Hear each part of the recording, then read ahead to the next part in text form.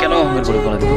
আমরা সবসময় না আমাদের করি, আমরা সবসময় না আমার কিন্তু দেখেন তো, ঈশ্বরের তো জীবনটুকু ছাড়া আমাদের এই পৃথিবীর কোনো কিছুই না আমাদের না, কোনো কিচ্ছু আমাদের না।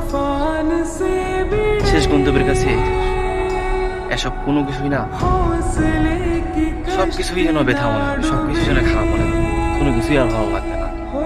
তাহলে কেনই বা এইটুকু নিয়ে বা যা আছে তা নিয়ে কেন আমাদের এত অহংকার, কেন এত আমাদের বিলাসিতা?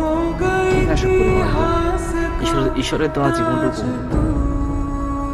ছাড়া কোনো কিছুই না আমাদের নয়। তবুও আমরা মানুষ অমানুষের মতো আছি।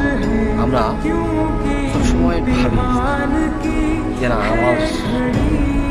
আমরা সবসময় মনে করি যে আমি বেস্ট, আমি সেরা, আমার চেয়ে আর কেউ হতে পারবে না।